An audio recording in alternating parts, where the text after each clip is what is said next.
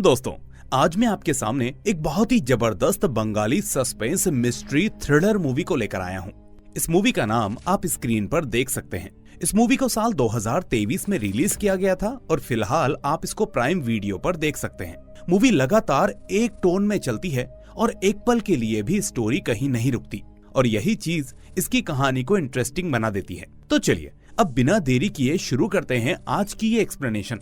लेकिन आगे बढ़ने से पहले इस वीडियो को लाइक और चैनल को सब्सक्राइब कर लेना।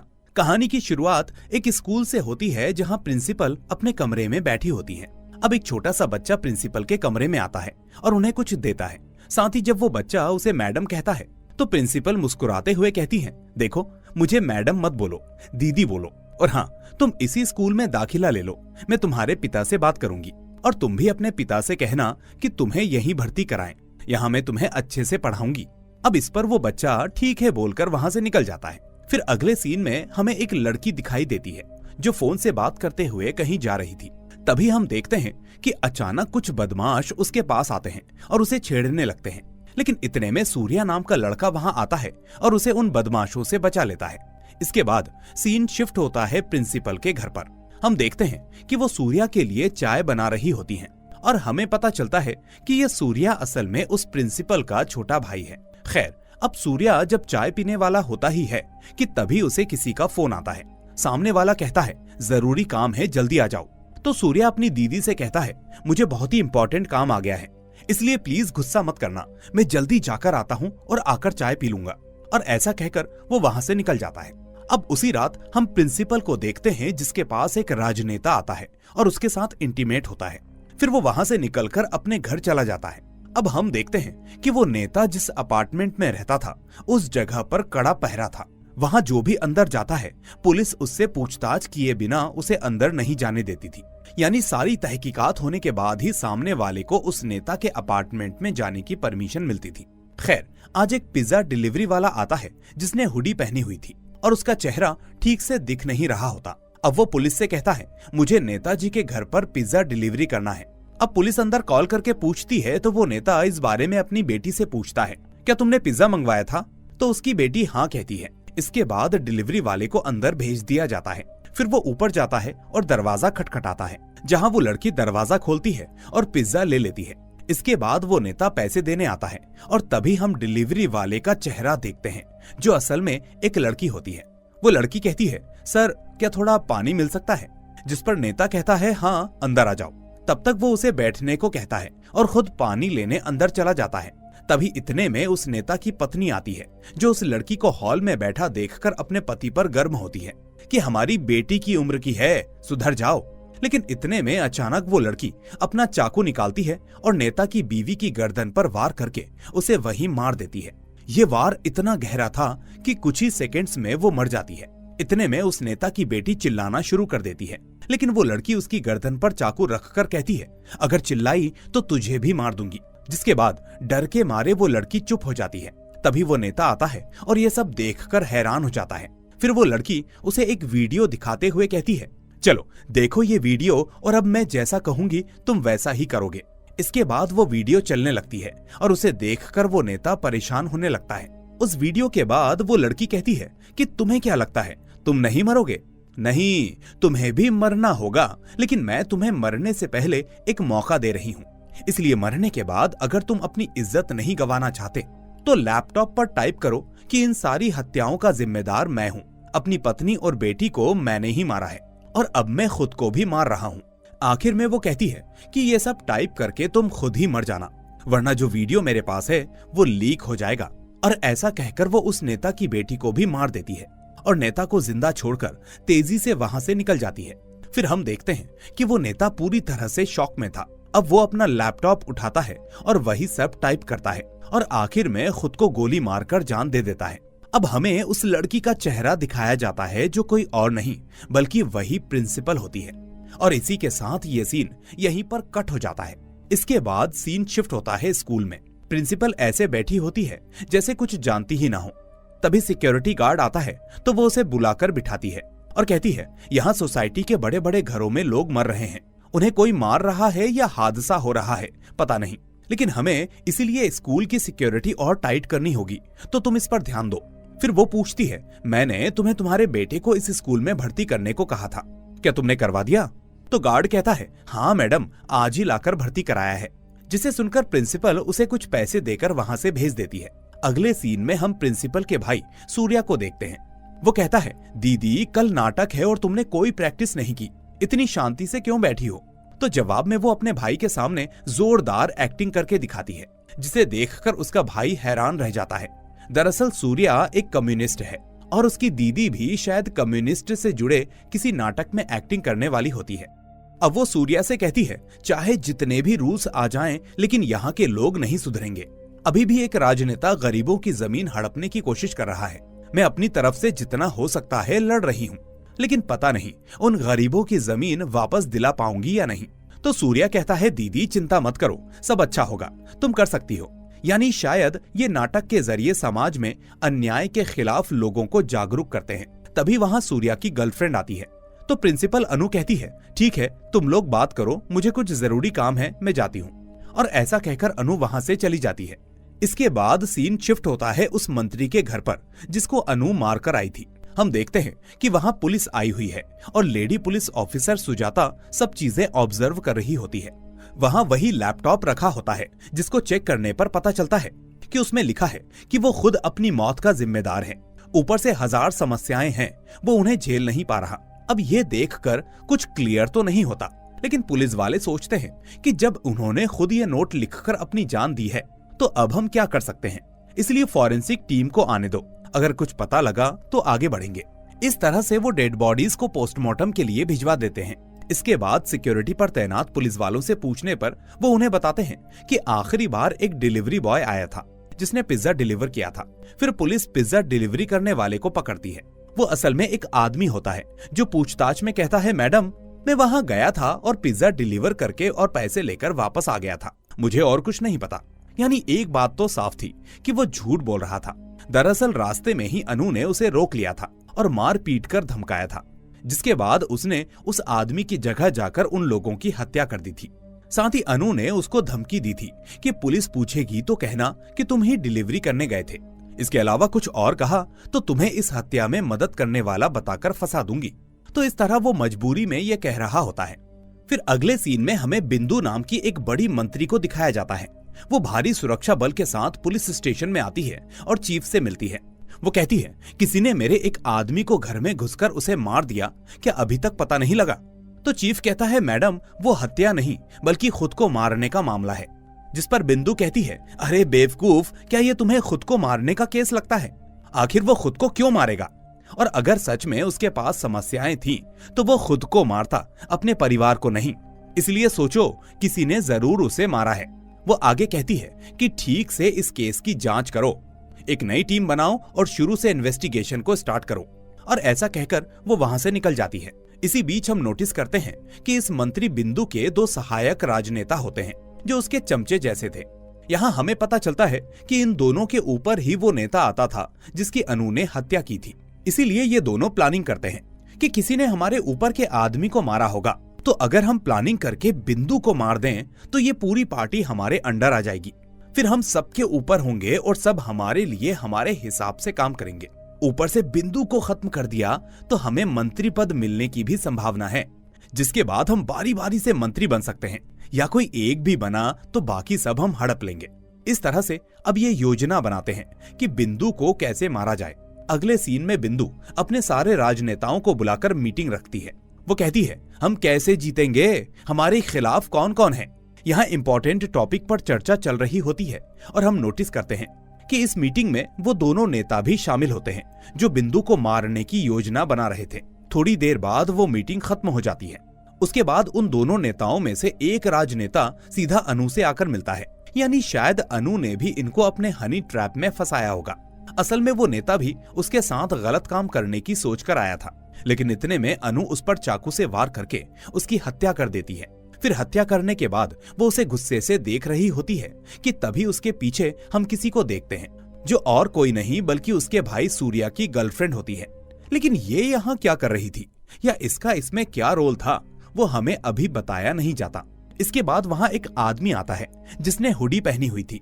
वो आदमी अब डेड बॉडी पर चाकू से वार करता है और उसका प्राइवेट पार्ट काट कर निकाल लेता है और फिर वो उस डेड बॉडी को कहीं पर फेंक देता है। अगले दिन पुलिस को किसी सुनसान जगह पर वो डेड बॉडी मिलती है। सुबह सभी लोग यहाँ पर उसकी डेड बॉडी को देखते हैं। फिर इन्वेस्टिगेशन करने पर पता चलता है कि इस आदमी का प्राइवेट पार्ट कट किया गया है। इसके अलावा उस हत्यारे ने एक छोटे से कागज पर हरे कृष्णा हरे राम लिखकर रखा होता है। उधर पुलिस स्टेशन में प्रेस, मीडिया और रिपोर्टर उस लेडी पुलिस ऑफिसर से सवाल करने लगती है, क्या यह एक सीरियल किलिंग है? तो वो ऑफिसर कहती है, नहीं नहीं, पहले जो नेता मरा उसने खुद को मारा था।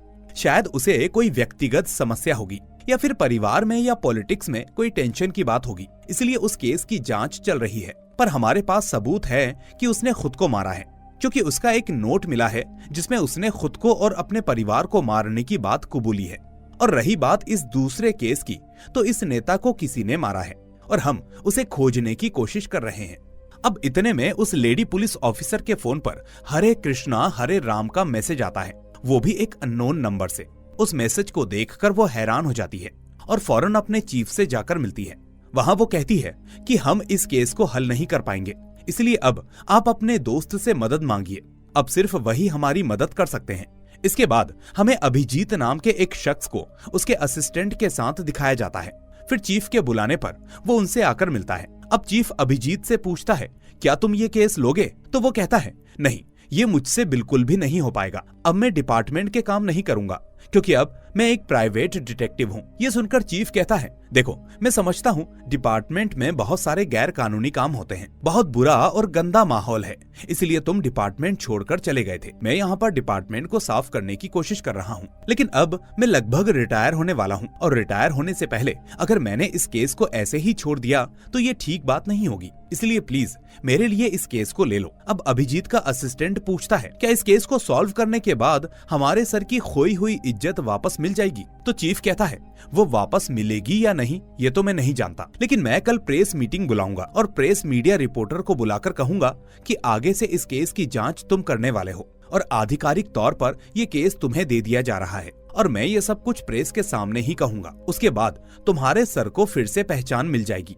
लोग जरूर तुम्हारी तारीफ करेंगे और फिर तुम जो करोगे वही लोगों तक पहुंचेगा। इस तरह अब अभिजीत इसके लिए मान जाता है और फिर अगले दिन चीफ प्रेस को बुलाता है। वो सभी के सामने कहता है कि इस केस को अब से अभिजीत को सौंपा जा रहा है। इस पर प्रेस वाले पूछते हैं, क्या पुलिस हत्यारे को नहीं पकड़ सकती? क्या पुलिस जांच नहीं कर सकती? तो चीफ कहता है, जब पिछले साल ये ऐसे ही केसेस की जांच कर रहा था और उसने पुलिस की मदद की थी, तो तब हमने देखा कि ये आदमी बहुत ही इंटेलिजेंट है। चाहे हत्या का केस कैसा भी हो, ये उसे जल्दी से खत्म करने में माहिर है। उस वक्त आप लोगों ने ही ऐसा कुछ कहा था और उसकी तारीफ भी की थी, लेकिन अब हम यहाँ पर उसे ये केस क्यों दे रहे हैं? इस तरह के गैर जरूरी सवाल पूछकर आप अपना और हमारा दोनों का टाइम वेस्ट कर रहे हैं। वो कहता है, अभिजीत पुलिस के लिए काम कर रहा है और केस सॉल्व करने में मदद कर रहा है, बस यही बात हमारे लिए बहुत ही इम्पोर्टेंट है। इसके बाद अभिजीत और उसके असिस्टेंट की जांच शुरू हो जाती है, जहां वो किसी एड्रेस की तलाश में एक जगह पर घूम रहे होते हैं कि तभी वहां पर एक महिला आती है और ये महिला वही प्रिंसिपल अनु होती है।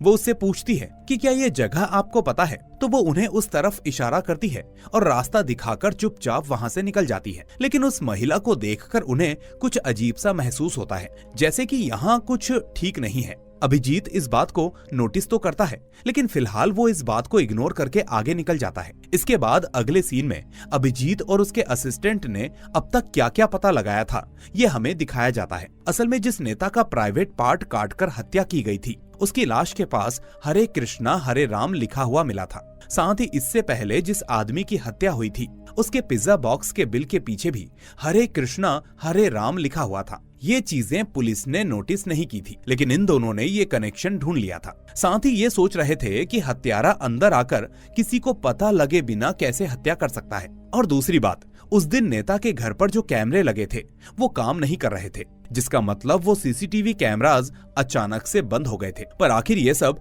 उस हत्यारे को पता कैसे चला? अब अभिजीत कहता है, हो सकता है कि हत्यारे की उस नेता से अच्छी जान पहचान हो, वो जानता हो कि नेता क्या करता है क्या नहीं, घर में कितने कैमरास हैं, क्या वो खराब हो चुके हैं या नहीं। यानी अंदर तक इतना सब कुछ जानने वाला कोई उसका करीबी ही हो सकता है जिसने उसकी हत्या की है। फिर सीन अनु पर आता है, जो अपने भाई को बैठाकर कोई पूजा कर रही होती है, जैसे उस दिन कोई त्योहार हो। अब वो पूजा शुरू हो जाती है और हम देखते हैं कि बगल में सूर्या की गर्लफ्रेंड भी बैठी हुई होती है। अब उसी समय बाहर से कोई आवाज आती है, तो सूर्या कहता है मैं जाकर देखता हूँ, और ऐसा कहकर वो बाहर आ जाता है। असल में बाहर दो लड़के होते हैं जो उससे कहते हैं कि तुम्हें हमारे साथ चलना होगा, बहुत जरूरी काम है। लेकिन सूर्या कहता है नहीं नहीं, अभी मैं पूजा कर रहा हूँ, इसलिए पूजा के खत्म होने के बाद आता हूँ। पर वो कहते हैं पूजा खत्म करने की कोई जरूरत नहीं है, तुम्हें तुरंत ही हमारे साथ चलना होगा, और ऐसा कहकर वो उसे अपने साथ ले जाने लगते हैं। इतने में सूर्या अनु से कहता है दीदी मुझे कुछ जरूरी काम आ गया है, इसलिए माफ करना,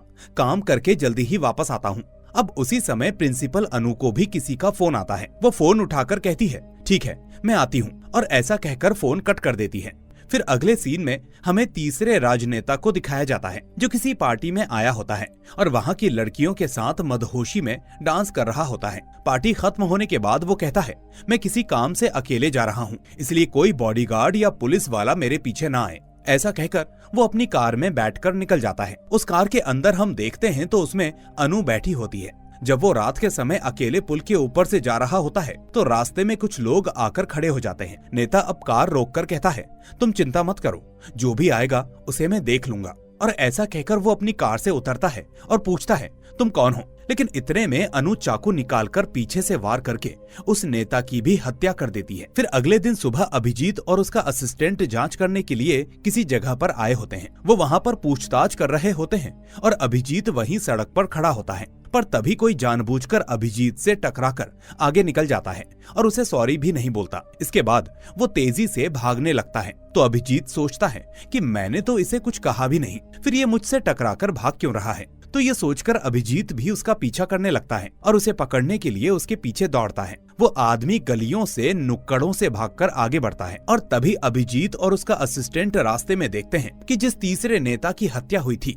उसकी डेड बॉडी वहीं पर पड़ी हुई थी। उसे देखकर ये दोनों हैरान हो जाते हैं और सोचते हैं कि क्या वो आदमी हमसे जानबूझकर टकराया था, क्या वो हत्यारा था, क्या वो जानबूझकर हमें डेड बॉडी दिखाने के लिए यहाँ तक ले आया। इसके बाद वो उस डेड बॉडी के हाथ पर कोई पर्चा देखते हैं तो सोचते हैं कि क्या इसमें भी हरे कृष्णा हरे राम लिखा है। तो देखने पर वहाँ पर लिखा होता है तुम दौड़कर मुझे पकड़ नहीं सकते, अब तुम्हारी उम्र हो गई है। यानी कि अब ये सब कुछ एक पक्का प्लान था। ये देखकर अभिजीत भी थोड़ा हैरान हो जाता है और असिस्टेंट से कहता है पुलिस और फॉरेंसिक टीम को तुरंत ही बुलाओ। इसके बाद वो लोग कार में बैठकर आगे निकल जाते हैं। अभिजीत कहता है डेड बॉडी के हाथ में घड़ी है, शायद वो किसी झटके की वजह से कल रात 2 बजे रुक गई होगी, यानी शायद रात 2 बजे किसी ने उसकी हत्या कर दी। तो असिस्टेंट कहता है सही कह रहे हो सर, ऐसा हो सकता है। अब रास्ते में असिस्टेंट उतरकर चला जाता है और अभिजीत कार में आगे जाने लगता है। तभी रास्ते में उसे डोमिनोज पिज्जा की दुकान दिखाई देती है। उस दुकान के बाहर राधा कृष्ण की मूर्ति रखी होती है और ये देखते ही उसे कुछ याद आता है। फिर वो तुरंत ही उस दुकान के अंदर जाता है और कहता है मुझे दुकान के कैमरा के फुटेजेस देखने हैं, खासकर कल रात के। अब वो आदमी कहता है सर आज ही हमारे कैमरास खराब हो चुके हैं, इसलिए अगर आपको पुरानी फुटेजेस देखनी है तो मरम्मत करने के बाद ही देखी जा सकती हैं। तो आप अपना नंबर दे जाइए, ठीक होने के बाद हम खुद आपको कॉल करेंगे। तो इस तरह से अपना नंबर देकर अभिजीत वहाँ से निकल जाता है। फिर उसी समय उसके पास उसके असिस्टेंट का कॉल आता है जो बताता है कि पुलिस आकर डेड बॉडी लेकर चली गई और जांच करने पर उन्हें पता चला कि रात के 2 बजे ही उस नेता की हत्या होने की संभावना है। यानी आपने सही अंदाजा लगाया था। हत्या करने के बाद उसने डेड बॉडी को ऐसी जगह पर छुपा कर रखा जहाँ किसी की नजर ना पड़े और फिर आपको वहाँ पर दौड़कर ले जाकर दिखाया। इसका मतलब यह है कि वो हमें खुली चुनौती दे रहा है। वो आगे कहता है सर मुझे नहीं लगता कि वो खुद हत्यारा है, क्योंकि हत्यारा इस तरह से सीधे आकर जोखिम नहीं लेगा, इसलिए जो आया था वो हत्यारे का कोई आदमी होने की संभावना है। तो अभिजीत कहता है ठीक है, अब आगे जो कुछ भी होगा हम आमने सामने मिलकर बात करेंगे। इसके बाद वो दोनों ऑफिस में मिलते हैं, जहां अभिजीत कहता है जो हत्याएं हो रही हैं उनके बीच कोई ना कोई कनेक्शन होना चाहिए, शायद हम किसी पॉइंट को मिस कर रहे हैं और वो कनेक्टिंग पॉइंट क्या है ये हमें पता लगाना ही होगा। तो इस पर उसका असिस्टेंट कहता है सभी हत्याएं सिर्फ रात के समय में हो रही है और मारने वाला जो कोई भी है वो नेता है। ऊपर से जो 3 लोग मरे हैं वो भी एक ही पार्टी के नेता लोग हैं। और एक बात, जब भी हत्याएं होती हैं तो वहाँ के सीसीटीवी कैमरास या तो बंद होते हैं या फिर ठीक से काम नहीं करते और यही इसका मुख्य कनेक्टिंग पॉइंट है।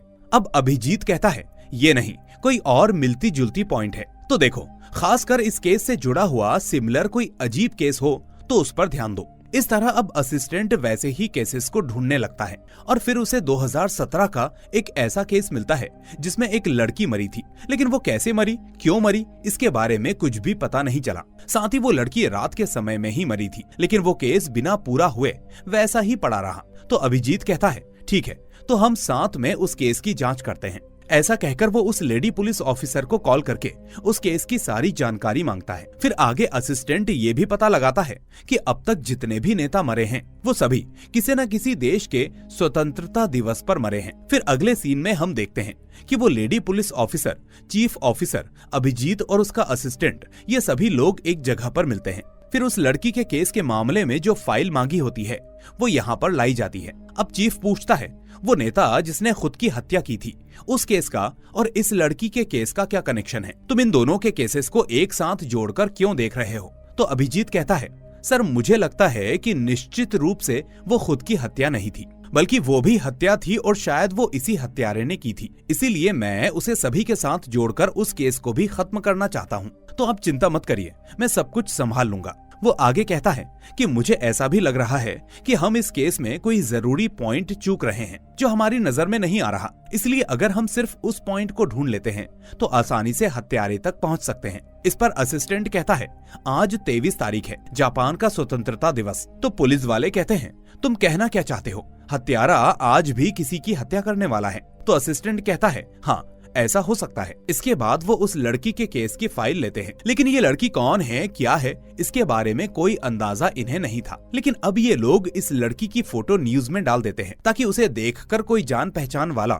उनसे संपर्क करे। तभी अभिजीत के पास उसी पिज्जा आउटलेट से कॉल आती है जहाँ वो इन्वेस्टिगेशन के लिए गया था। अब अभिजीत अकेले वहाँ पहुँचता है और पूछता है क्या बात है, क्या कैमरे ठीक हो गए। तो उस जगह पर काम करने वाला लड़का उसे एक आदमी से मिलवाता है और कहता है ये हमारी दुकान के पुराने मैनेजर हैं, इनको आपसे कुछ जरूरी बात करनी है। फिर पूछने पर वो मैनेजर बताता है कि सर आपने जो फोटो टेलीकास्ट की थी वो लड़की कुछ समय पहले, बल्कि बहुत साल पहले यहीं पर काम किया करती थी, वो भी एक डिलीवरी गर्ल के तौर पर। और ऐसा कहकर वो कहानी बताना शुरू करता है। अब कहानी फ्लैशबैक में जाती है जहां हम उस लड़की को देखते हैं।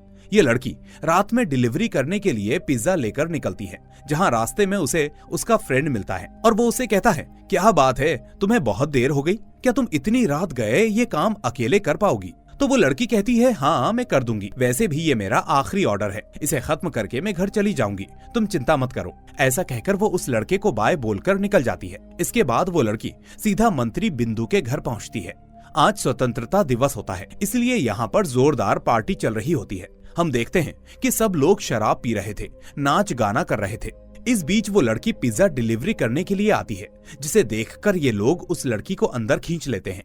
वहां पर जो 4-5 नेता होते हैं वो इस लड़की के साथ गलत काम करते हैं, लेकिन तभी हम देखते हैं कि वहां पर रखे गए एक मोबाइल में ये सब कुछ रिकॉर्ड हो जाता है।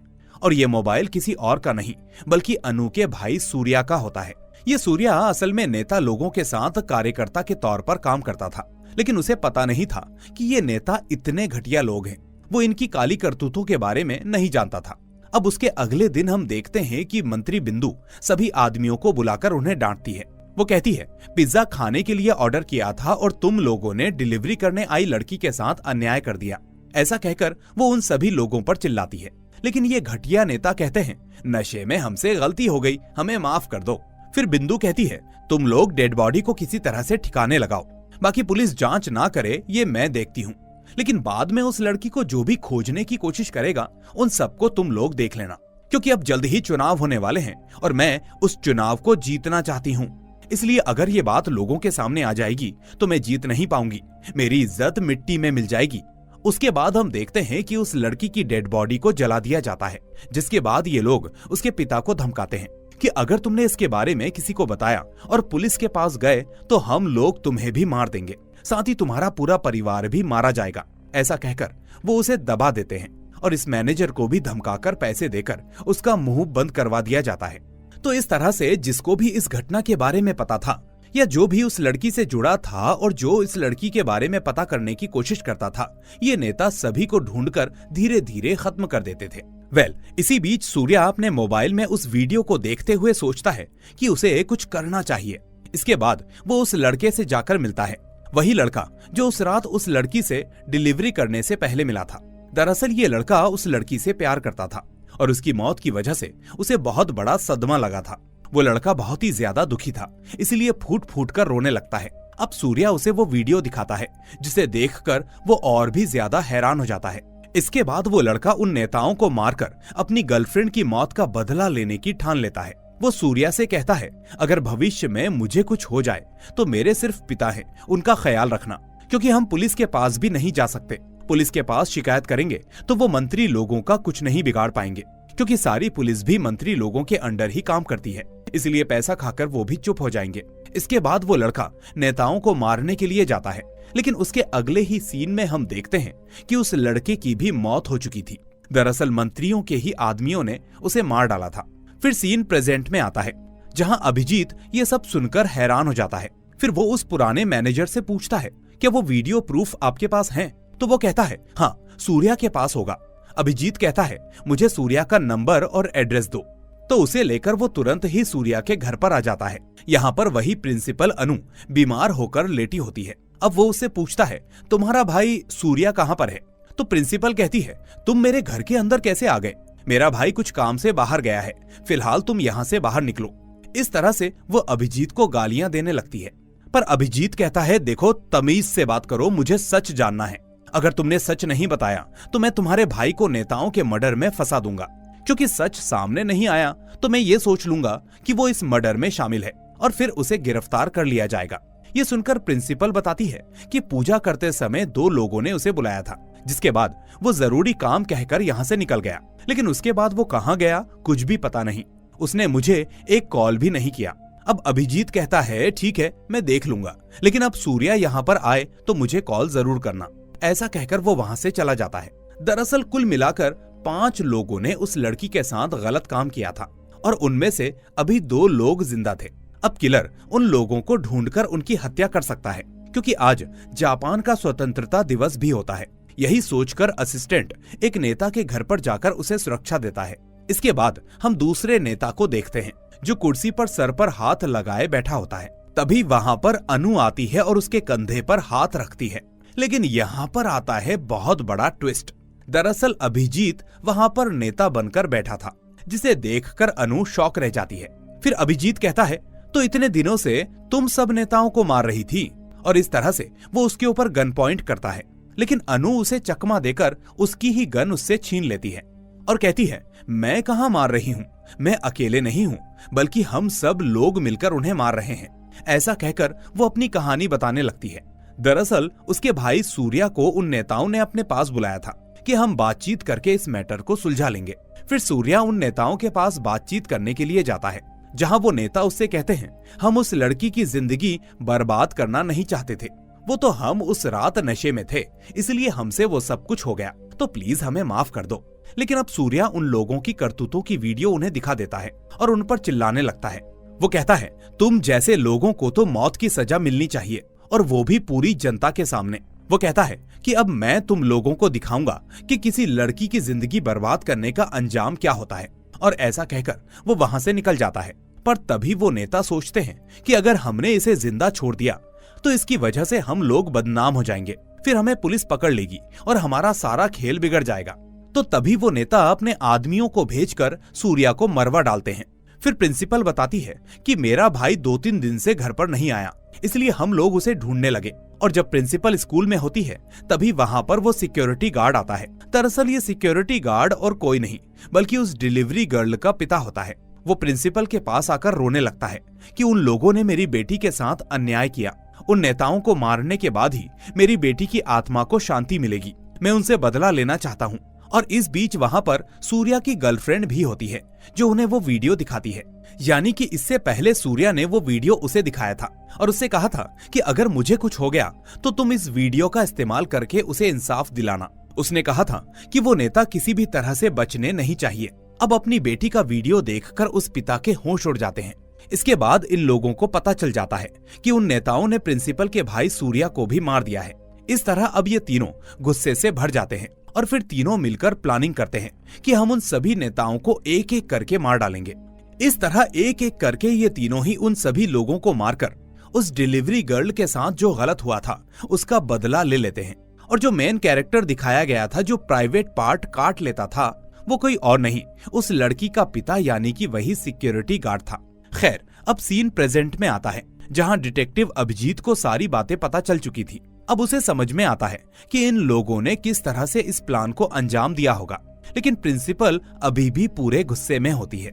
वो कहती है, इस केस से जुड़े हुए सभी लोगों को मैं मार दूंगी। मेरे भाई के हत्यारे के साथ जो भी जुड़ा है उसे मैं नहीं छोड़ूंगी।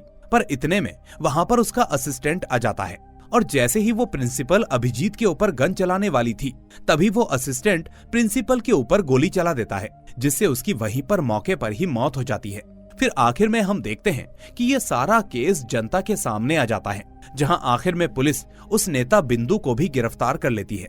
लेकिन अभिजीत एक चीज सोचता है कि हमें अभी तक सूर्या की डेड बॉडी नहीं मिली, तो वो कहाँ गई होगी।